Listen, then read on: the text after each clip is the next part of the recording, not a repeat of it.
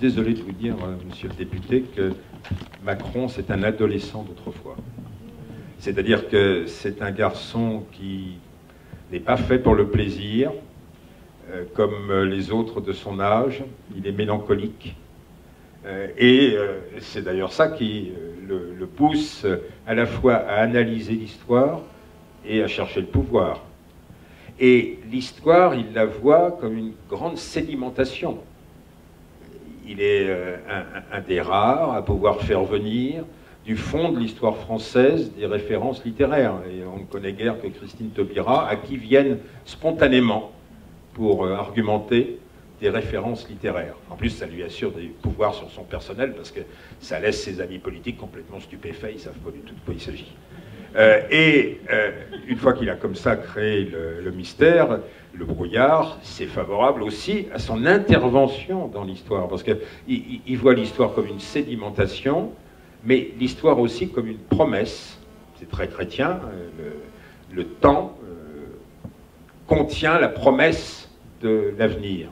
Le temps contient le passé et il bruit d'un avenir insoupçonné, il est criblé d'avenir, il bourdonne d'avenir. Et l'avenir, il le voit comme une fracture dans la couche géologique. C'est l'homme de la rupture tectonique, de la dérive des continents, de la fracture brutale, du tremblement de terre, de la source qui vient du plus profond. Je crois que c'est ça l'épopée pour Emmanuel Macron. Il est l'homme qui tranche la coupe géologique.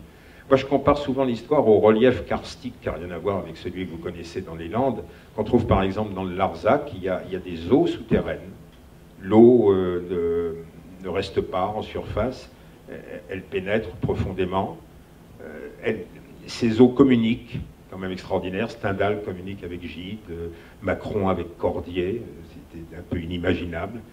Et sur le Larzac, on attend, tous les 7 ans en général, alors c'est le rythme ancien de la Ve République, ils ne se sont pas mis au bout du jour, un lac qui survient, vous voyez, il y a un lac qui arrive au-dessus de l'Odève. Il ne dure pas longtemps, hein, mais il faut être là au bord. Pourquoi c'est ça l'épopée Macron, c'est le lac qu'on attendait.